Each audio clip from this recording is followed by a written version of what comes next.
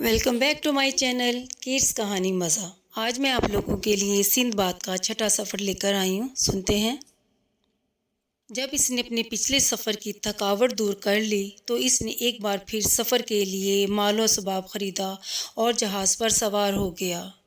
شروع میں تو سب کچھ اچھا رہا، مگر ایک روز کپتان نے انہیں بتایا کہ جہاز بھنور میں پھنس گیا ہے اور اس کا نکلنا تقریباً ناممکن ہے۔ چنانچہ اس کی بات سچ ثابت ہوئی اور کچھ ہی دیر بعد جہاز کسی چٹان سے ٹکرا کر پاش ہو گیا۔ سندھ جہازی کی قسمت اچھی تھی جو اس کے ہاتھ ایک تختہ لگ گیا اور وہ اس پر سوار ہو کر موجوں کے سہارے ایک کنارے پر پہنچ گیا۔ پہاڑ پر چڑھ کر اس نے پھل کھائے اور پھر ارد گرد کا جائزہ لیا۔ وہاں اس نے انسانوں کے ڈھانچے اور ان کا سامان بھی دیکھا جو ان لوگوں کے تھے جو جہاز کے تباہ ہو جانے کے بعد یہاں ہلاک ہو گئے تھے۔ سندھ جہازی کو وہاں کھانے کے لیے صرف جنگلی پھل اور جڑی بوٹیاں ہی دستیاب تھیں، اس لیے وہ زیادہ دن تک یہاں نہیں رک سکتا تھا، کیونکہ اس طرح اس کا حشر بھی ڈھانچوں جیسا ہی ہو سکتا تھا۔ چنانچہ آس پاس موجود تختے اکٹھے کر کے ایک کشتی بنائی اور سمندر میں ڈال دی۔ کئی روز تک کشتی سمندر کی موجوں کے سہارے آگے بڑھتی رہی، تاہم سندھ جہازی بھوک کے مارے بے ہوش ہو گیا۔ جب اسے ہوش آیا تو اس نے خود کو ساحل پر موجود پایا، جہاں اس کے ارد گرد لوگ کھڑے اپنی زبان میں باتیں کر رہے تھے۔ اس نے ان سے کھانے کے لیے مانگا، مگر وہ اس کی بات نہ سمجھ سکے۔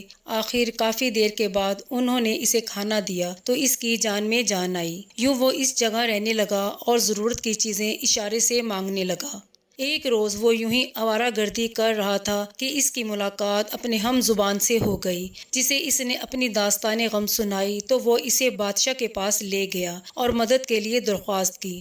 جب بادشاہ کو پتہ چلا کہ سندھ جہازی کا تعلق بغداد سے ہے تو وہ بہت خوش ہوا اور بتایا کہ وہ خلیفہ ہارون رشید کا دوست ہے۔ چنانچہ اس نے خلیفہ کے لیے بہت سے تحائف دے کر سندھ جہازی کو ایک جہاز کے ذریعے بصرہ پہنچا دیا، جہاں سے بذریعہ خشکی بغداد پہنچ کر اس نے خلیفہ سے ملاقات کی اور بادشاہ کے بھیجے ہوئے تحائف بھی دے دیے۔ خلیفہ بہت خوش ہوا اور اس نے سندھ جہازی کو انعام و اکرام بھی دیے۔ یوں اس کا چھٹا سفر بھی ختم ہوتا ہے۔